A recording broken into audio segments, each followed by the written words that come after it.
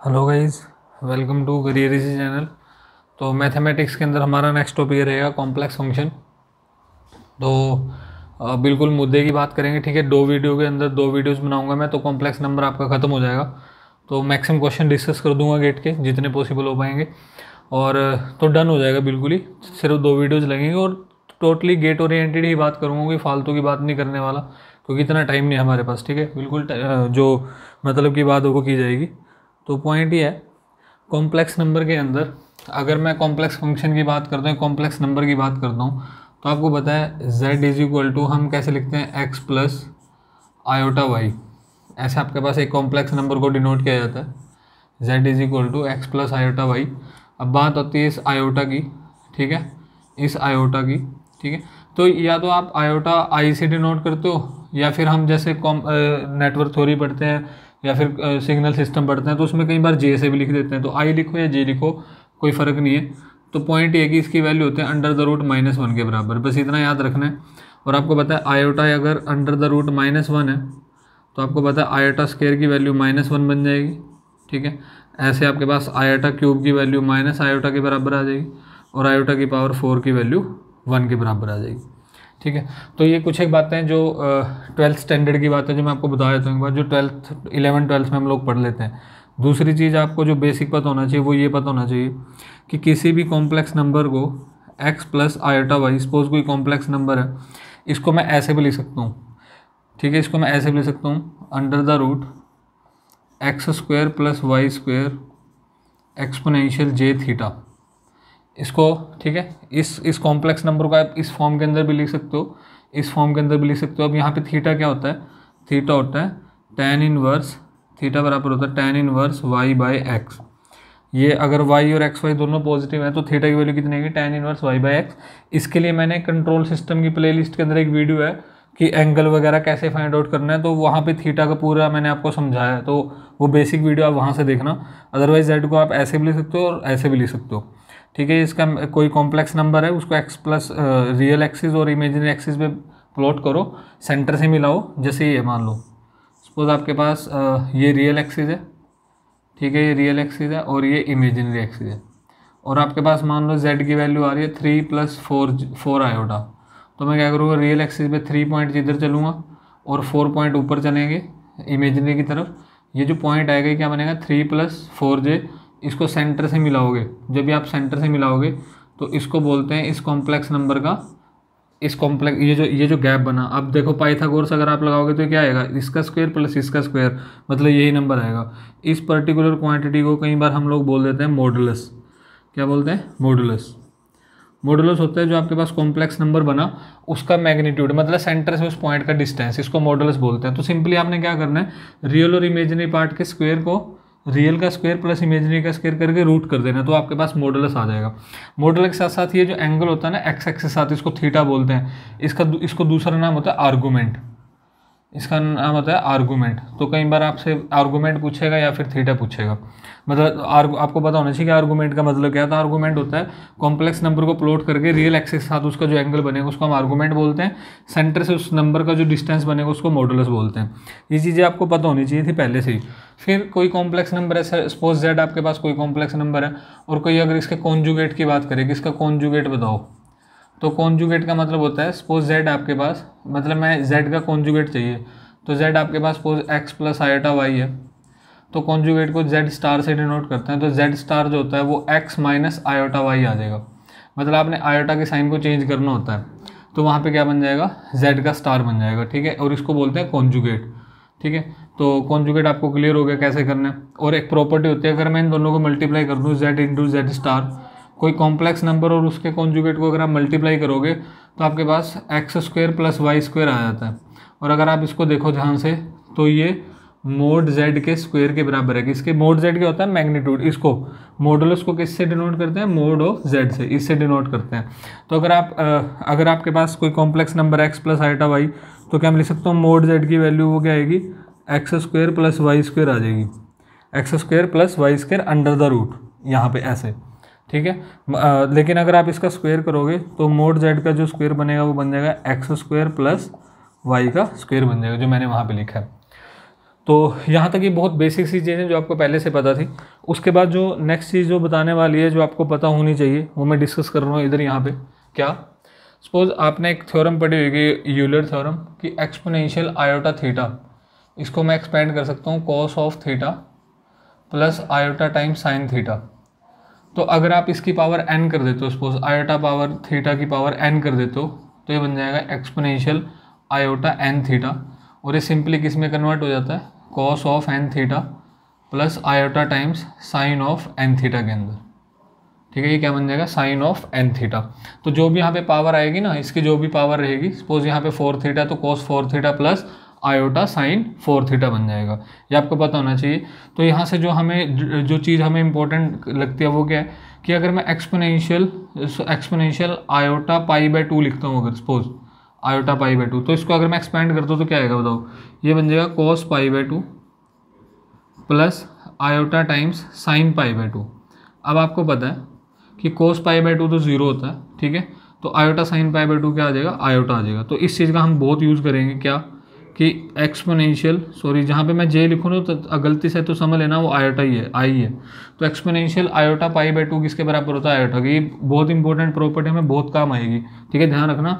Iota is equal to iota raise to the power iota pi by 2। ऐसे ही आपको याद रखना है, अगर ई की पावर आयोटा पाई है सपोज, इसको एक्सपेंड करो तो क्या बनेगा, cos pi plus iota times sine pi. तो आपको दिख रहा है ये तो 0 बन गया, तो सिर्फ क्या बचा, कोस पाई क्या होता है -1। इसका मतलब जब भी हमें -1 लिखना होगा ना तो -1 को मैं कई बार ई की पावर आयोटा पाई से रिप्लेस कर दूंगा। और अगर आप यहाँ पे पाई की जगह प्लस पाई की जगह माइनस पाई भी करोगे ना, तब भी आपके पास आंसर -1 आएगा। तो -1 को मैं रिप्लेस कर सकता हूँ ई की पावर आयोटा पाई से या फिर ई की पावर माइनस आयोटा पाई से, दोनों से रिप्लेस कर सकते हो, कोई फ़र्क नहीं है। तो इनका हम इन फॉर्मूलों का हम यूज़ करेंगे। तो आप ये जो था जो मैंने आपको सारा बताया, ये सारा का सारा बेसिक था जो आपको 11th-12th स्टैंडर्ड तक समझ में आता है, ठीक है, जो हम पढ़ चुके होते हैं। तो इसका थोड़ा सा यूज़ जो है, इंपॉर्टेंट यूज़ जो है वो हम देख लेते हैं कि कैसे इंजीनियरिंग के अंदर कैसे गेट का क्वेश्चन पूछा जाता है। जैसे एक बार क्वेश्चन पूछा गया आपसे, ठीक है, एक बार आपसे क्वेश्चन पूछा गया, तो पहले मैं बेसिक क्वेश्चन डिस्कस करूँगी इंजीनियरिंग के 3 से 4 जो गेट के अंदर पूछे गए। तो सबसे पहला क्वेश्चन जो है, जो बेसिक एनालिसिस है उसके बेस पे फर्स्ट क्वेश्चन पूछा गया आपसे, find iota raise to the power iota, इसकी वैल्यू पूछी गई, ठीक है। तो मैं क्या करूँगा, देखो ध्यान से, तो मैं इसको सॉल्व करूँगा ऐसे, iota raise to the power, अगर मैं आयोटा की बात करता हूँ, ठीक है, ऐसे पूछा गया, आयोटा की बात पूछी गई, तो iota raise to the power, अगर मैं आयोटा को देखूँ तो मैं इसको क्या लिखूँ, ई की पावर जे पाई बाय 2, सही लिखा मैंने, बताओ इसको मैं क्या लिख सकता हूँ, iota e raise to the power j pi by 2, ठीक है। तो एक सेकेंड, ये क्वेश्चन मैं चेक कर लेता हूँ, यही था या कुछ अलग था, हाँ सेम क्वेश्चन है, बट मैं यहाँ पे ऑप्शन लिख देता हूँ ताकि हमें आइडिया लगे कि हमें क्या डील करना है, ठीक है। मैं पहले इसके ऑप्शन लिख देता हूँ। जो आपके पास ऑप्शन गिवन है, ए ऑप्शन दे रखा है एक्सपोनेंशियल, मतलब इसकी वैल्यू पूछी गई थी एक्सपोनेंशियल -π/2, ठीक है। बी ऑप्शन था आपके पास, बी ऑप्शन था आयोटा, सी ऑप्शन था 1, और जो डी ऑप्शन गिवन है वो गिवन है एक्सपोनेंशियल π/2, ठीक है, एक्सपोनेंशियल π/2। तो एक चीज़ नोटिस करो कि आप देख रहे हो यहाँ पे एक्सपोनेंशियल की फॉर्म में कुछ आंसर है, तो मैं क्या करूँगा, इस नीचे वाले आयोटा को चेंज करूँगा, इसको क्या लिखूँगा, एक्सपोनेंशियल जे π/2, है ना, सॉरी यार जे नहीं, यहाँ पे आयोटा लिखना है, ध्यान रखना, मैंने आपको पहले ही बोला है कि वो नेटवर्क एनालिसिस की वजह से जे की आदत पड़ी हुई, ठीक है। और इसकी पावर कितनी है फर्दर, आयोटा, आपको पता है something raise to the power, और उसकी रेस तो वो पावर मल्टीप्लाई हो, तो ये क्या बन जाएगा, आयोटा स्क्वायर π/2, और आपको पता है आयोटा स्क्वायर -1 के बराबर होता आ जाएगा एक्सपोनेंशियल -π/2। तो आपके पास ये वाला ऑप्शन क्या हो जाएगा, करेक्ट हो जाएगा, ठीक है। तो ये बहुत बेसिक सा क्वेश्चन था। नेक्स्ट जो बेसिक क्वेश्चन आपसे पूछा गया वो भी मैं लिख देता हूँ, ठीक है। नेक्स्ट जो बेसिक क्वेश्चन है वो ये है, तो ये मैंने 2 फर्दर जो नेक्स्ट क्वेश्चन लिखे हुए हैं ये गेट के क्वेश्चन है, ठीक है।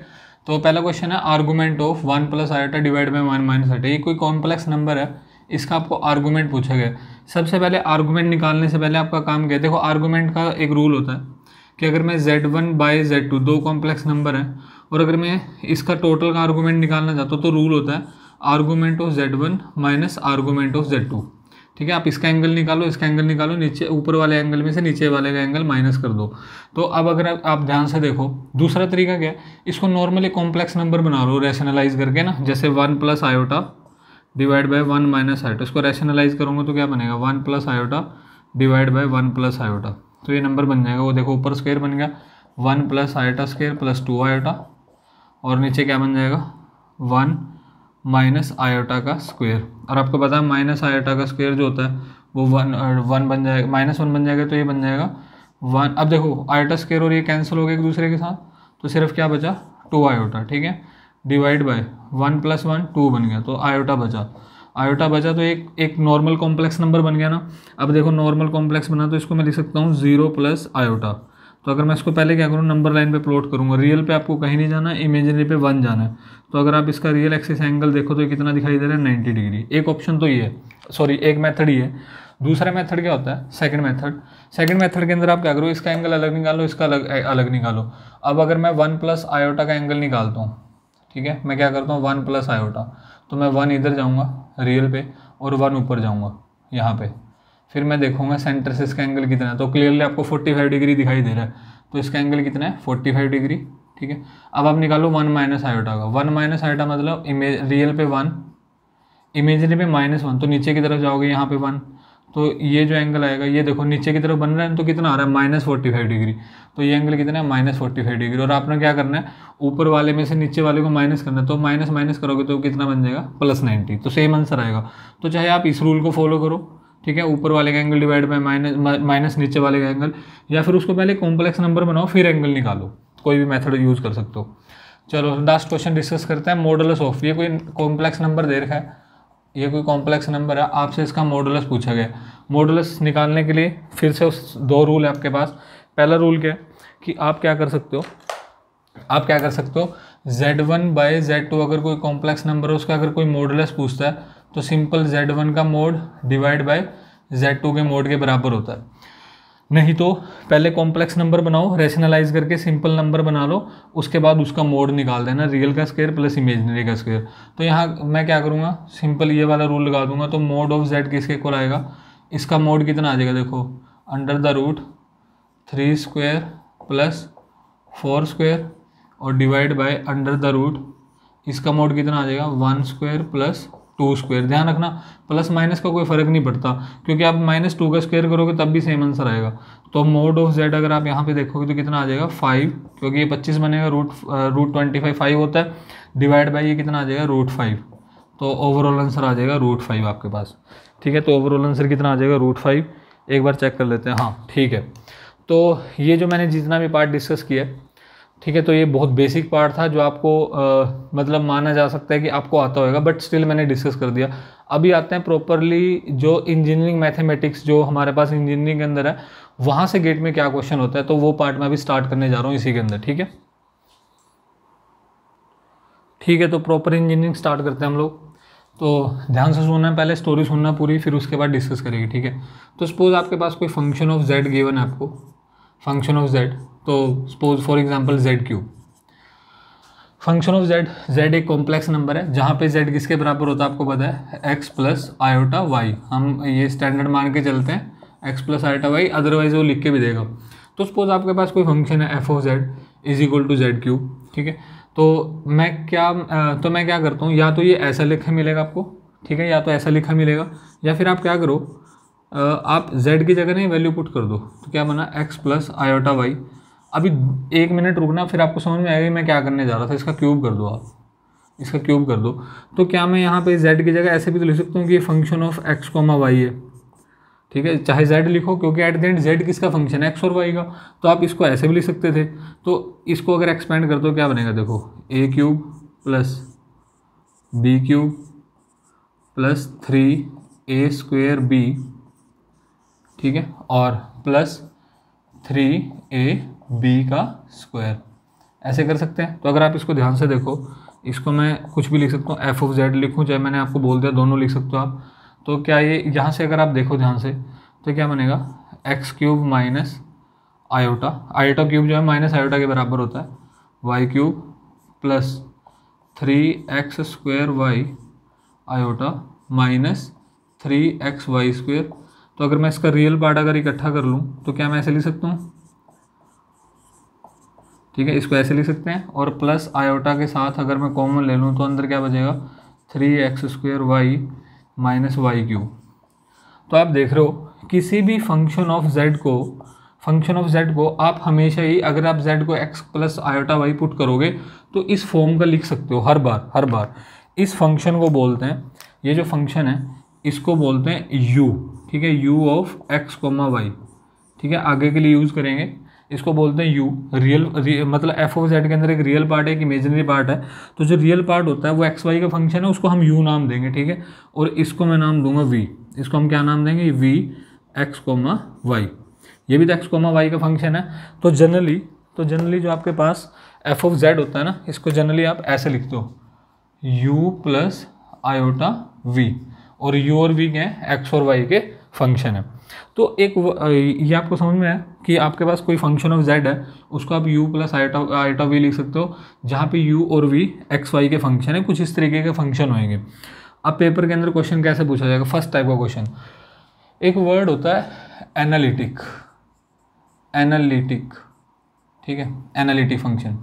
सपोज अभी इस पे आएंगे, एक चीज़ देखो आप, f of z is equal to z cube, वो बोलेगा फाइंड, ऐसे देगा f of z is equal to z cube, find f dash z, मतलब इसकी डिफ्रेंशिएशन करो विद रिस्पेक्ट टू z, या फिर ऐसे बोलेगा curl D F by D Z, suppose ऐसे दे दिया। तो आप सिंपल आंसर कर दो, कितना आ जाएगा, 3z²। अगर आपको f ऑफ z गिवन है और आपसे इसकी डिफ्रेंशिएशन पूछ रहा है विद रिस्पेक्ट टू z, तो कितना आंसर आ जाएगा, 3z²। बट ये डिफ्रेंशिएशन रॉन्ग है, ये हर पॉइंट पे वैलिड नहीं होगी। ये तभी, ये नॉर्मल डिफ्रेंशिएशन आप कॉम्प्लेक्स नंबर के अंदर नॉर्मल डिफ्रेंशिएशन तभी कर सकते हो इफ़ एंड ओनली इफ़, ठीक है, if and only if f of z is analytical. तो अब पॉइंट क्या है कि अगर आपके पास फंक्शन ऑफ z अगर एनालिटिकल इन नेचर है, तभी आप क्या कर सकते हो, उसको ऐसे नॉर्मल डिफरेंशिएट कर सकते हो। और नॉर्मल इंटीग्रेशन, अभी इंटीग्रेशन नहीं मैंने की, इंटीग्रेशन अगर पूछता तो वो भी नॉर्मली कर सकते हैं। मतलब अगर मैं इसकी इंटीग्रेशन का क्या करते तो क्या बनता है, z⁴/4 ऐसे बनता ना। अगर मैं इसकी इंटीग्रेशन करता तो इसकी इंटीग्रेशन क्या आती, ठीक है।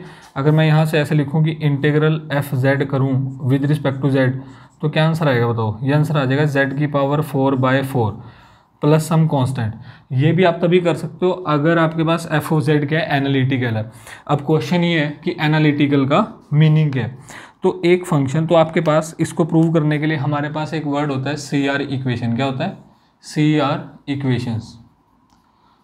इक्वेशंस।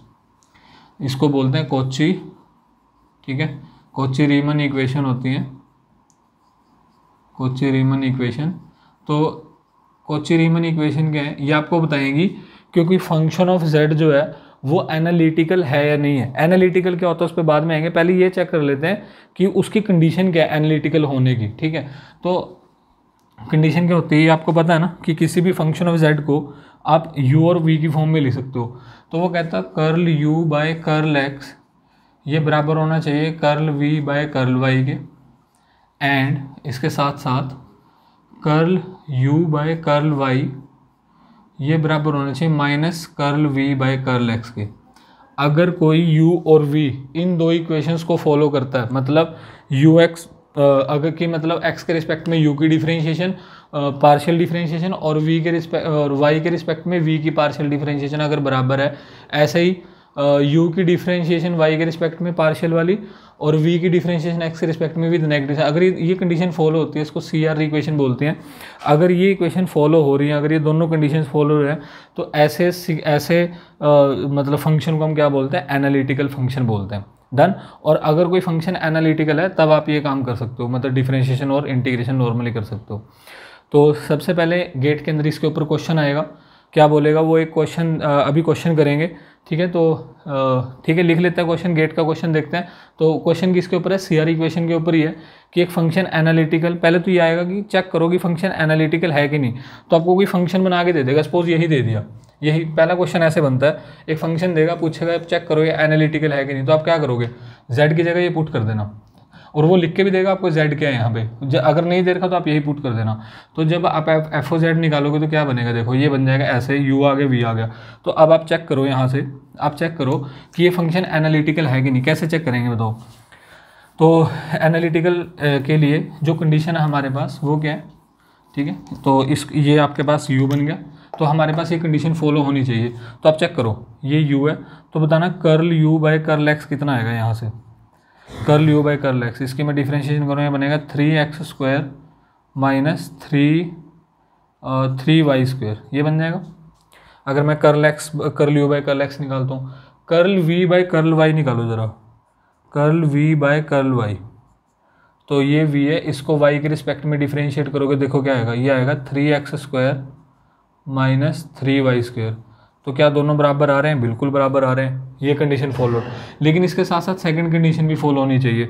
अब आप निकालो curl u by curl y, curl u by curl y, तो curl u by curl y, इसको y के रिस्पेक्ट में डिफ्रेंशिएट करो तो क्या आएगा, ये तो 0 देगा, ये कितना दे देगा -6xy, ठीक है। ऐसे आप क्या करो, curl v by curl x कर दो, curl v by curl x, तो कितना आ जाएगा, इसको x के रिस्पेक्ट में करो तो ये आएगा 6x और y, है ना, बस ये तो 0 बन गया। अब देखो क्या ये एक दूसरे के नेगेटिव साइन के बराबर हैं, बिल्कुल है। देखो ये 6xy है -6y, दोनों, तो इसका मतलब आपके पास CR इक्वेशन फॉलो हो रही है। और अगर CR इक्वेशन फॉलो हो रही है तो आप यहाँ पे क्या लिखोगे कि ये जो फंक्शन है ये कैसा है, एनालिटिकल है, एनालिटिकल है। तो ये था क्वेश्चन का टाइप नंबर 1 कि किस टाइप का क्वेश्चन आपसे पूछा जा सकता है। वैसे जनरली ऐसा क्वेश्चन अभी तक पूछा नहीं गया, बट हो सकता है कि वो पूछ ले कि चेक करो कि फंक्शन एनालिटिकल है कि नहीं। तो यहाँ तक डन हुआ। अभी हम देखेंगे कि इसका सेकंड टाइप क्या आता है, गेट के अंदर क्वेश्चन क्या आता है, वो मैं लिख देता हूँ, ठीक है। ठीक है, तो ये आपके सामने गेट का क्वेश्चन मैंने लिख दिया। इस टाइप से आपके पास क्वेश्चन आएगा, पूरा क्वेश्चन मैं पढ़ देता हूँ। क्वेश्चन ऐसे लिखा हुआ था, an analytical function of a complex variable z is equal to x plus iota Y is expressed as f of z is equal to u plus iota v where iota is equal to under the root -1। ये सारी story आपको पता है पहले से ही। If u is equal to this then find the expression for v। तो आपको वो पूरा लिख के देगा कि f ऑफ z एनालिटिकल है, ऐसा लिख के देगा, और एक फंक्शन दे देगा, या तो v देगा या u देगा, कोई एक दे देगा और दूसरा पूछेगा। अब देखना, इस टाइप का क्वेश्चन मोस्ट प्रोबेबली पूछा जाता है। चलो तो बात कर लेते हैं कैसे डील करना है आपने। अगर आपको उसमें ऊपर लिखा हुआ है f of z is analytical, ऊपर लिखा होगा इज़ एनालिटिकल, ठीक है, वो आपको स्टेटमेंट के अंदर ही लिख के देगा, जैसे इसमें भी था एनालिटिकल। तो अगर वो फंक्शन एनालिटिकल है तो इसका मतलब ux is equal to v y and uv is equal to minus of v x. इसका मतलब क्या है, इनका डेरिवेटिव है। तो इसका मतलब curl u by curl x किसके बराबर है, curl v by curl y के, ठीक है, ये चीज़ क्लियर है। अब आप एक चीज़ देखो, आपको u तो गिवन है ना, तो क्या आप यहाँ से curl u by curl x निकाल सकते हो, बिल्कुल निकाल सकते हैं। इसका डेरिवेटिव देखो कितना आएगा, इसका डेरिवेटिव आ जाएगा 2x के इक्वल, x के रिस्पेक्ट में, और ये curl v by curl y के बराबर है।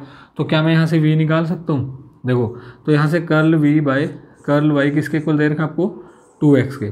तो यहाँ से अगर मैं v निकालूंगा तो कितना आएगा, इसकी इंटीग्रेशन कर दो with respect to y, 2xy कितना आ जाएगा, 2xy प्लस कुछ कांस्टेंट भी तो आएगा। अब देखो, जब आप y के रिस्पेक्ट में इंटीग्रेशन कर रहे हो, कुछ कांस्टेंट आ रहा है, तो हो सकता है वो फंक्शन ऑफ x हो, क्योंकि आपको पता है फंक्शन ऑफ x y के लिए कैसा बिहेव करता है, कांस्टेंट के जैसा बिहेव करता है।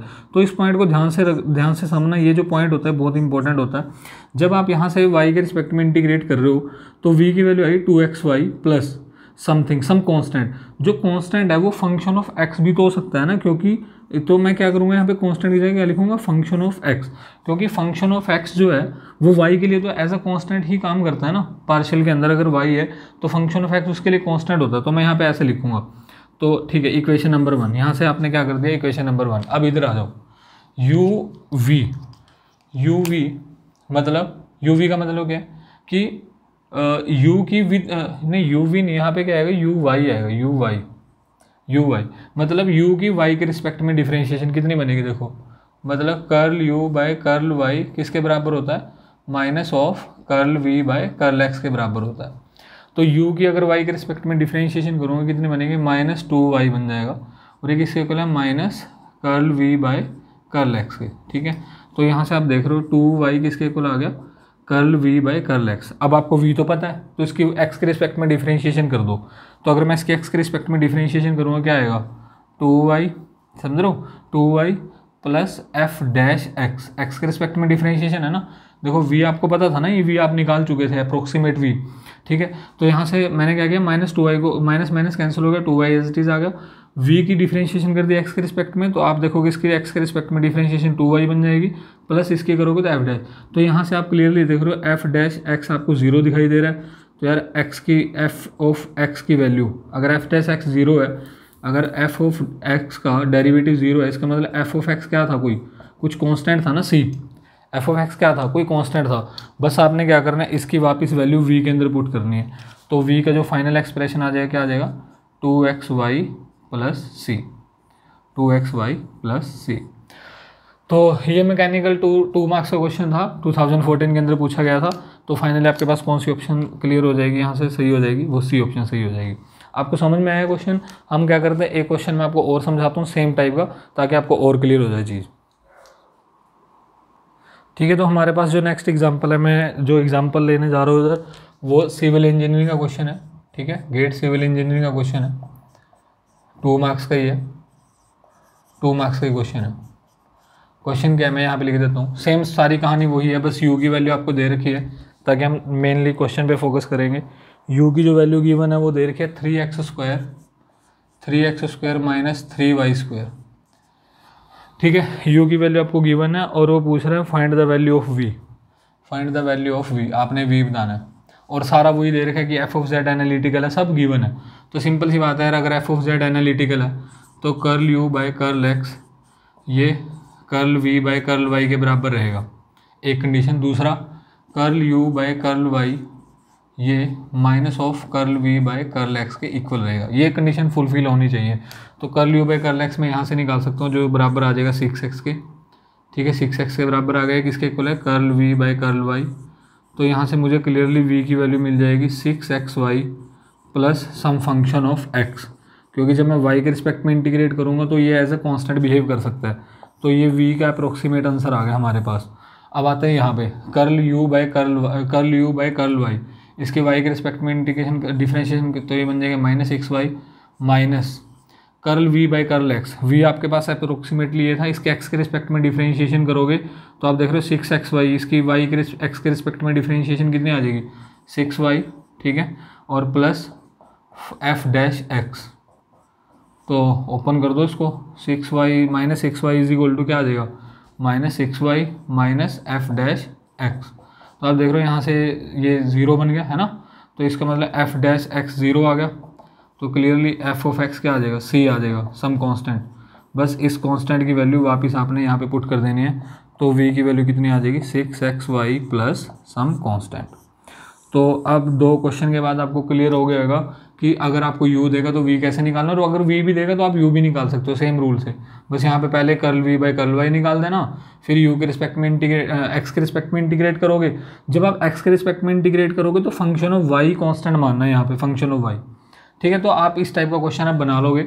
तो सबसे पहला जो क्वेश्चन आता है वो CR इक्वेशन के ऊपर ही आता है कि CR इक्वेशन कैसे आपने यूज़ करनी है, उस तरीके पे क्वेश्चन आता है। हमने 2 क्वेश्चन डिस्कस कर लिए, अभी आगे कॉम्प्लेक्स नंबर में नेक्स्ट बढ़ते आगे क्या आएगा, ठीक है। तो कॉम्प्लेक्स फंक्शन के अंदर अभी मैंने थोड़ी देर पहले आपको एक वर्ड बताया था, एनालिटिकल। एनालिटिकल, अब इसका मीनिंग समझ लेते हैं कि एनालिटिकल का मीनिंग क्या है। एनालिटिकल, ठीक है।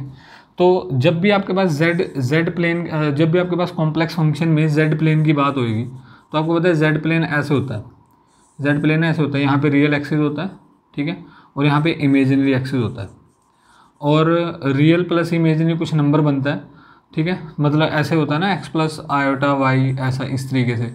तो कभी भी बात करेगा ना वो, कभी भी कॉम्प्लेक्स फंक्शन में जब भी कभी बात की जाएगी तो हमेशा ना एक रीजन की बात की जाएगी। ऐसा भी हो सकता है कुछ सर्कल टाइप, और हो सकता है कुछ स्क्वायर टाइप, कुछ भी, कोई भी शेप हो सकती है, बट हमेशा एक जब भी प्लेन की बात करेगा तो हमेशा एक रीजन की बात करेगा। किसकी बात करेगा, एक रीजन की बात करेगा। और इस कर्व को वो लिख के देगा C, इसका कोई कर्व दे देगा और उस कर्व के अंदर का एरिया, मतलब जब भी कोई बात की जाएगी कॉम्प्लेक्स फंक्शन के अंदर, वो हमेशा ही किसके ऊपर, एक कर्व के ऊपर और उसके अंदर की बात की जाएगी। तो सपोज आपके पास कोई फंक्शन है f ऑफ z, कोई फंक्शन है f ऑफ z, तो और मैंने आपको बोला कभी भी ये बात की जाएगी, किसी फंक्शन की बात की जाएगी तो उसके साथ ना एक कर्व लिंक करेगी हमेशा, एक कर्व जो है सी वो हमेशा लिंक करेगी। तो ये कहता एक function F of Z is said to be analytical on curve C, a function F of Z is said to be analytical on curve C. ये फंक्शन सी के ऊपर एनालिटिकल तब बोला जाएगा जब इस पूरे पाथ के ऊपर सी, ये जो कर्व है इसके ऊपर और इसके अंदर, जिसके अंदर का एरिया है, इस पूरे रीजन के ऊपर इसके सारे डेरिवेटिव एग्जिस्ट करेंगे, एफ डैश जेड, ठीक है, वो सारे के सारे क्या करेंगे, एग्जिस्ट करेंगे हर पॉइंट के ऊपर। अब सपोज आप तो समझ में आपको कि एनालिटिकल का क्या मतलब है। एनालिटिकल का मतलब सिर्फ इतना है कि अगर आपके पास कोई फंक्शन एनालिटिकल है ना किसी कर्व सी के ऊपर, इसका मतलब उस पूरी कर्व के ऊपर और उसके अंदर उसके सारे के सारे डेरिवेटिव जो है वो क्या है, जो डेरिवेटिव है उसका F of Z, F dash Z, वो कॉन्टिन्यूस है, सारे के सारे नहीं, सॉरी, एफ डैश जेड क्या रहेगा वहाँ पे, कॉन्टिन्यूस रहेगा। इसका दूसरा मीनिंग ये भी होता है कि आपके पास इसका u का curl u by curl x, curl u by curl y, curl v by curl x और curl v by curl y, ये सारे के सारे फंक्शन वहाँ पे एग्जिस्ट करेंगे, क्योंकि आपको पता है डेरिवेटिव की एग्जिस्ट करने की कुछ कंडीशंस होती है, तो वो कंडीशन फुलफिल रहेंगी। और इसका ना कोई फ़र्क नहीं आपको पढ़ने वाला गेट के अंदर, ये सिर्फ वैसे बताया कि एनालिटिकल का मीनिंग क्या होता है। तो ठीक है, इसका कुछ खास फ़र्क भी नहीं पड़ेगा आपको गेट के अंदर। जो हमें मेन गेम जो है वो क्वेश्चंस की है कि क्वेश्चन कैसे पूछा जाएगा, ठीक है। तो अच्छा, एक और चीज़, जैसे सपोज आपके पास कोई फंक्शन दे रखा है f of Z is equal to 1 by z. तो अगर मैं यहाँ पे z is equal to 0 put करता हूँ तो आप देख रहे हो ये फंक्शन अनडिफाइन हो जाएगा, अनडिफाइन, ठीक है, आप इसको डिफाइन नहीं कर पाओगे, इन्फिनिटी चला जाएगा ना, एफ ऑफ जेड अनडिफाइन। इस पॉइंट को बोलते हैं सिंगुलैरिटी। क्या बोलते हैं, सिंगुलैरिटी। और आपको पता है जब फंक्शन डिफाइन ही नहीं होता तो वो कॉन्टिन्यूस भी नहीं हो पाएगा और ना वो डिफरेंशिएबल हो पाएगा। तो सिंपल सी बात है कि सिंगुलैरिटी का जहाँ पे भी ये पॉइंट, जब ये फंक्शन अनडिफाइन बन जाएगा, z की उस वैल्यू को बोलते हैं सिंगुलैरिटी, ठीक है, उस वैल्यू को क्या बोलेंगे, सिंगुलैरिटी। इसका टॉपिक नेक्स्ट वीडियो के अंदर डिस्कस करूंगा पूरा, बट मैंने फिलहाल बता दिया। और सिंगुलैरिटी के ऊपर कभी भी एफ ऑफ जेड एनालिटिकल नहीं होएगा, समझ रहे हो, मतलब सिंगुलैरिटी के ऊपर कभी भी एफ जेड एनालिटिकल नहीं रहेगा, ठीक है, नहीं रहेगा। तो ये वो पॉइंट होते हैं जहाँ पे फंक्शन अगर आपके पास एनालिटिकल ना हो, उनको हम क्या बोलते हैं, सिंगुलैरिटीज़ बोलते हैं। जिन जिन पॉइंट्स के ऊपर वो एनालिटिकल नहीं रहेगा। सपोज ये पूरा रीजन है, मान लो ये रेडियस 1 का सर्कल है, मान लो, ठीक है, ये पूरे -1 या -1, ये मान लो पूरी रेडियस, ये पूरा सर्कल है, और हो सकता है इसके सिंगल पॉइंट के ऊपर वो फंक्शन एनालिटिकल ना बन रहा हो, बाकी सभी के ऊपर बन रहा हो, तो ये जो पॉइंट बनेगा ना उसको सिंगुलैरिटी बोलेंगे हम लोग।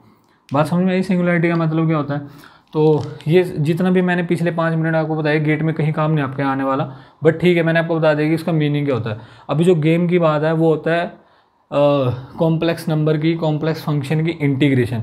तो बहुत इंपॉर्टेंट टॉपिक है, मैक्सिमम टाइम, ठीक है, मैक्सिमम टाइम क्वेश्चन पूछा जाता है 2 मार्क्स का, अब वो डील करते हैं आगे, ठीक है। तो अब हम डिस्कस करने जा रहे हैं वेक्टर की इंटीग्रेशन। ध्यान से समझना, पहले थ्योरी क्लियर कर लेना, सारे क्वेश्चन फटाफट बन जाएंगे। देखो, तो इंटीग्रेशन के अंदर ना आपके पास 2 टाइप के क्वेश्चन पूछे जाएंगे। या तो फंक्शन के अंदर आपको पोल दिखाई देगा, कोई पोल रहेगा, या फिर पोल नहीं रहेगा। इसका क्या मतलब है, ऐसा क्वेश्चन आएगा, integration function of Z D Z, और मैंने आपको बताया था कभी भी इंटीग्रेशन पूछेगा तो क्लोज कर्व रहेगी, इस टाइप का क्वेश्चन हमेशा रहेगा, ठीक है। तो हो सकता है, अब यहाँ पे ना इसके नीचे मैंने कुछ लिखा नहीं है, इसके नीचे लिखने का मतलब ऐसा नहीं लिखा, देखो z-2 या इस तरीके से। तो ये जो होता है ना, ये नीचे वाले, आपको पता है सारे ये पोल, इनको हम पोल बोलते हैं। सिंगुलैरिटी, जिसको सिंगुलैरिटी बोलते हैं ना, वो पोल जैसे बिहेव करते हैं, ठीक है। तो पॉइंट ये, अभी मैंने ऐसा कुछ नहीं लिखा, यहाँ पर मैंने कुछ नहीं लिखा। तो हो सकता है या तो क्वेश्चन इस टाइप का आएगा, या फिर क्वेश्चन ऐसा होगा, सपोज आपके पास जिसका पोल रहेगा, पोल मतलब ऐसा कुछ हो सकता है, एफ ऑफ जेड, ठीक है, close integral divide by z minus a raise to the power 3 dz, ऐसा कुछ। तो आप देख रहे हो यहाँ पे पोल है, और इस क्वेश्चन अगर आप ध्यान से देखो तो यहाँ पे सिर्फ एक ही टाइप का पोल है, z इज इक्वल टू ए। पोल समझ लो ना यार, जहाँ पे पूरा फंक्शन डिफाइन ही नहीं कर पाओगे आप, ठीक है। तो z इज इक्वल टू ए, या यहाँ पे हो सकता है ऐसे दे रखा हो z-4, सपोज ऐसे भी दे रखा होता, तो z इज इक्वल टू 4 क्या बन जाएगा, पोल बन जाएगा। लेकिन यहाँ पे सारे पोल क्या आएंगे, z is equal to 4, z is equal to 4, z is equal to 4। ये किस टाइप का क्वेश्चन है, जहाँ पे सिंगल टाइप का पोल है, तो ये इसके अंदर आएगा।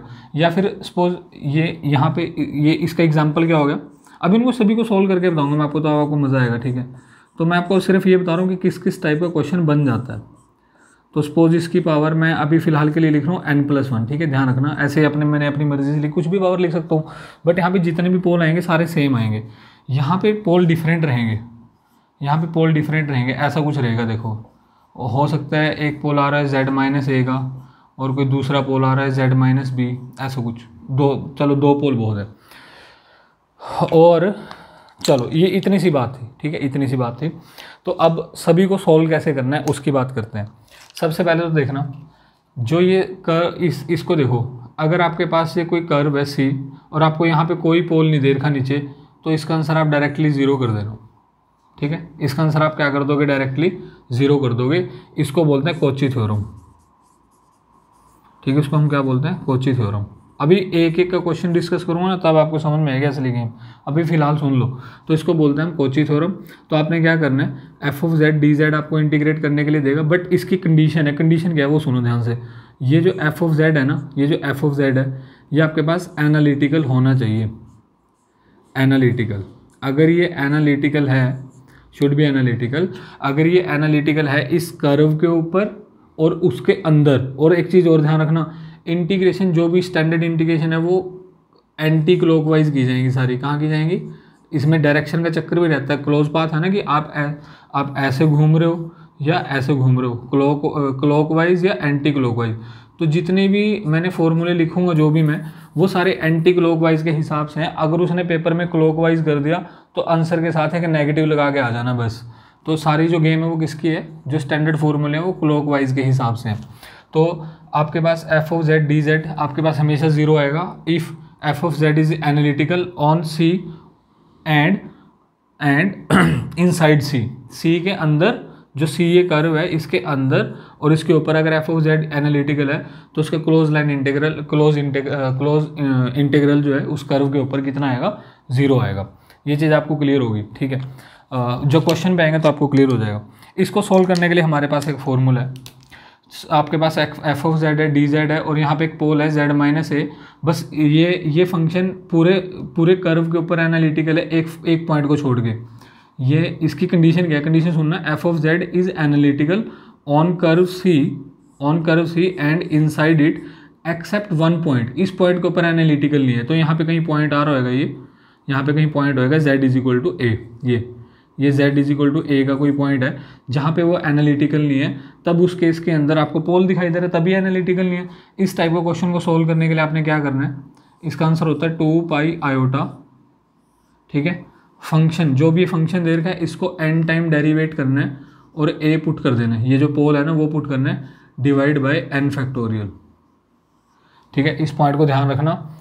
जब भी आपके पास ऐसा क्वेश्चन आएगा तो आपने क्या करना है, 2πi फंक्शन को, ये nth डेरिवेटिव है, जो पावर होते हैं ना यहाँ पे उससे एक कम। अगर यहाँ पे पावर 4 है तो 3 बार डिफरेंशिएट कर देना, अगर पावर 5 है तो 4 बार डिफरेंशिएट कर देना। डिफरेंशिएट किसको करना है, ये ऊपर वाली चीज़ जो बाकी बच गई। और एक चीज़ और ध्यान रखना, यहाँ पे पोल के साथ z का जो कोफिशिएंट है 1 होना चाहिए। कई बार क्वेश्चन में 1 नहीं देगा, पहले आप उसको 1 बना लेना, तो ताकि वो सारा का सारा बाकी जो हिस्सा बचा वो किस में इंक्लूड हो जाए, f(z) के अंदर इंक्लूड हो जाए। ठीक है, अभी इसका क्वेश्चन कराऊंगा तो आपको थोड़ा पता चलेगा। तो पॉइंट ये है, इसका जो डायरेक्ट फॉर्मूला क्या है, 2πi f को फंक्शन को n टाइम डेरिवेट करो, पोल की वैल्यू पुट कर दो, जहाँ पे z है वहाँ a पुट कर दो, डिवाइड बाय n फैक्टोरियल। ये डन हो गया। अब इधर आते हैं, इधर जब आपके पास पोल अलग अलग आ जाएंगे तो इसको कैसे इंटीग्रेट करना है, इसका फॉर्मूला होता है 2πi। ठीक है, 2πi इंटू सम ऑफ, ये साइड नहीं दिखता ब्लैक, ये ग्रीन वाला, तो मैं इससे लिख देता हूँ 2πi into sum of residue. ठीक है, sum of residue of all poles lying inside C. ठीक है, ध्यान रखना, वही पोल आपने कंसीडर करने हैं जो ये ना आपको डिफाइन करके देगा सी, वही पोल कंसीडर करने हैं जो सी के अंदर एग्जिस्ट करेंगे। अगर एक भी पोल सी के बाहर एग्जिस्ट करेगा तो उसका रेजिड्यू नहीं कंसीडर करना, उसकी वजह से इंटीग्रेशन जीरो बनेगी। फिर से सुन लो, जितने भी पोल है आपके पास, 2-3 पोल जितने भी देगा, इंटीग्रेशन का जो आंसर आने वाला है उसके अंदर मैंने लिखा ना sum of residue of all poles lying inside the C. इस सी के अंदर आने चाहिए वो, या फिर इसके ऊपर होने चाहिए। बट अगर इससे बाहर चले गए तो वो आप पोल कंसीडर नहीं करोगे, उसका रेजिड्यू नहीं करोगे। अब पॉइंट ये है कि रेजिड्यू कैसे निकालना है। ये रेजिड्यू है, इसको बोलते हैं रेजिड्यू, ऐसे इसको बोलते हैं रेजिड्यू। ठीक है, एक बार फिर से मैं क्या करता हूँ, अलग से भी बताऊंगा आपको, बट फिर भी बता देता हूँ। ये जो पार्ट होता है ना 2 पाई आयोटा को छोड़ के, इसको रेजिड्यू बोलते हैं। ये सिर्फ एक पोल का रेजिड्यू है, सिंपल सी बात है। ये सिंगल पोल का रेजिड्यू, क्योंकि यहाँ पे एक पोल था, अगर कहीं सारे आएंगे तो अलग अलग निकाल के ऐड करेंगे। अब आपको पहले तो थ्योरी बतानी ज़रूरी थी कि किस किस टाइप का क्वेश्चन बनता है। अब मैं 3 या 4 क्वेश्चन डिस्कस करूँगा ताकि आपको ये पूरा सारा का सारा क्लियर रहे। ठीक है, तो 1 बाय 1 मैं क्वेश्चन सेट लिख लेता हूँ यहाँ पे गेट के। चलो, तो ये मैंने लिख दिया क्वेश्चन नंबर 1। देखो ध्यान से, क्वेश्चन क्या पूछा गया, close integral c z³ - 6 divide by 3z - 8 dz। किस टाइप का क्वेश्चन है? इस टाइप का क्वेश्चन है। देखो इस टाइप का क्वेश्चन है, सिर्फ सिंगल पोल एग्जिस्ट कर रहा है। बट मैंने आपको खास बात क्या बताई थी कि इसका जो कोफिशिएंट है ना वो 1 होना चाहिए। 1 नहीं है ना, देखो इसका कोफिशिएंट 3 है, तो उसको पहले कॉमन निकाल लो, 3 को कॉमन पहले निकाल दो 3 को, तो क्या बनेगा z³ - 6। ठीक है, और यहाँ से 3 बाहर आ गया, अंदर क्या बचा z - i/3 इंटू dz। अब आपके पास ये पूरा का पूरा जो है ना, ये f(z) का काम करेगा। ये वाला जो पोर्शन है वो f(z) का काम करेगा। ये किसका काम करेगा? पोल का। पोल की पावर कितनी है? 1। इसका मतलब अगर पोल की पावर 1 है तो n की पावर तो 0 बनी ना, और n की पावर 0 का मतलब यहाँ पे n को 0 पुट कर दो। n को 0 पुट करूँगा तो क्या बन जाएगा 2 पाई आयोटा इंटू 0 करने का मतलब है कि कोई भी डेरिवेटिव नहीं करना, तो नॉर्मल फंक्शन में वैल्यू पुट कर देंगे, है ना। अगर 1 होता तो एक बार डिफरेंशिएट कर देते, 1 n की वैल्यू 2 होती 2 बार डिफरेंशिएट। जब 0 है तो डिफरेंशिएट नहीं करना, सीधी वैल्यू पुट करनी है, z की जगह a डिवाइड बाय 0 फैक्टोरियल तो 1 होता है, खत्म। अब देखो इधर इसको सॉल्व करना है, क्या आ जाएगा 2 पाई आयोटा। ठीक है, 2 पाई आयोटा, जो भी फंक्शन है वहाँ पे z की अब a क्या है यहाँ पे, z is equal to iota by 3, तो a की वैल्यू कितनी, ये a बनेगा ना यहाँ से, जो भी पोल होता है z is equal to iota by 3, तो a की वैल्यू कितनी, आयोटा बाई 3 कहाँ पे पुट करनी है, जो फंक्शन है, ये फंक्शन पूरा है देखो, इसमें z की वैल्यू a मतलब आयोटा बाई 3 पुट कर दो, तो क्या बनेगा देखो 1/3 तो बाहर आ गया, ये 1/3। z की वैल्यू कितनी है, z की वैल्यू है आयोटा बाई 3, इसका क्या कर देंगे क्यूब -6, z का क्यूब कर दिया -6। और जब आप इसको सॉल्व करोगे, मैं डायरेक्ट आंसर लिख रहा हूँ, ठीक है, आप वेरीफाई कर लेना, ये आंसर आ जाएगा आपके पास। ठीक है, ये आंसर आ जाएगा 2 पाई बाई 81 माइनस, चेक कर लेना इसको सॉल्व करके कि यही आ रहा है कि नहीं। तो इसका आंसर जो बना है 2 pi by 81 minus 4 pi iota, ये आंसर बन जाएगा। तो ये था आपके पास फर्स्ट क्वेश्चन, आपको समझ में आया। ठीक है, तो नॉर्मल क्वेश्चन था, बस आपने ये पहचानना है किस टाइप का क्वेश्चन है, इस टाइप का। ठीक है, तो 1 बाय 1 3-4 क्वेश्चन डिस्कस करेंगे तो आपको आइडिया लग जाएगा किस टाइप का क्वेश्चन बनने वाला है पेपर के अंदर। तो और अगर आप इसको भी याद रखोगे ना लास्ट वाले को, तब भी काम चल जाएगा, ज़रूरी नहीं है इससे करना है, इसको भी याद रखोगे तब भी बात बन जाएगी।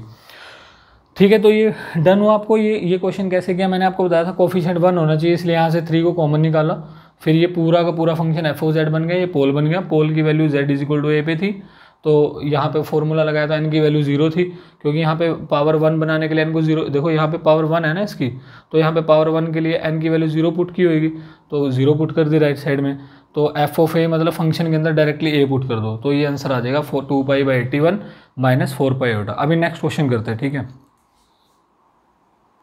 तो ये आपके पास गेट का नेक्स्ट क्वेश्चन सुन लो, क्या है, integral 2 pi z divide by 2z minus 1z - 3 dz।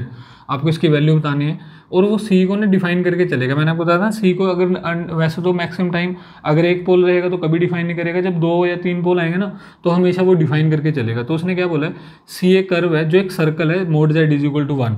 पहले तो मैं आपको ये बता दूँ कि ये सर्कल कैसे बना, mod z is equal to 1। अब देखना इधर z की वैल्यू क्या होती है, x प्लस आयोटा y, तो अगर मैं मोड z निकालूंगा तो क्या आएगा, under the root x square plus Y square, उसकी वैल्यू आपको कितनी दे रखी है 1। तो यहाँ से भी तो बोल सकते हैं कि x square plus Y square भी तो 1 ही आएगा फिर, नहीं?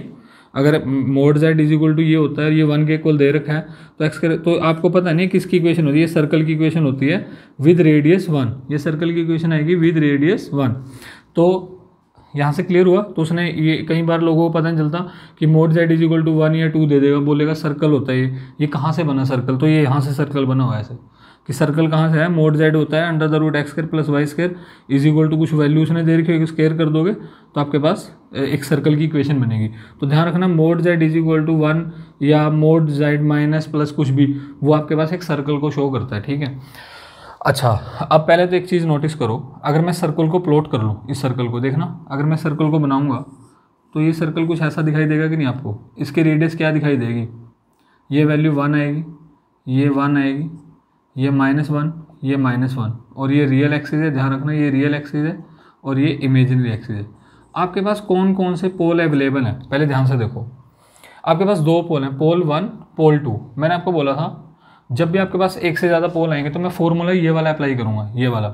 तो इसका मतलब ये हुआ कि मैं इसका इंटीग्रल क्या लिखने वाला हूँ, इसका मैं इंटीग्रल लिखने वाला हूँ is equal to 2 pi iota, ठीक है, into sum of residue of all poles lying inside c. तो पहले तो ये चेक करो कि कौन कौन से पोल इसके अंदर एग्जिस्ट कर रहे हैं, दोनों कर रहे हैं सिर्फ कोई एक कर रहा है, तो कोई भी नहीं कर रहा। अगर कोई भी नहीं कर रहा तो सीधा आंसर 0 मार देना। बट आप अगर एक चीज़ नोटिस करो, यहाँ से पोल आएगा z इज इक्वल टू 3, तो z इज इक्वल टू 3, ठीक है, तो z इज इक्वल टू 3, तो आप देख रहे हो इससे बाहर चला जाएगा। z इज इक्वल टू 3 मतलब कि कोई पॉइंट है जिसकी रेडियस 3 है, तो वो पॉइंट तो कहीं यहाँ पे z इज इक्वल टू 3 तो कहीं बाहर चला जाएगा। इसका मतलब ये पोल तो इस पोल का आपने रेजिड्यू नहीं करना। तो रेजिड्यू किसका, इस यहाँ से देखो, यहाँ से z की वैल्यू कितनी आएगी 1/2, इसका मतलब इस पोल का रेजिड्यू आपने करना है। जिस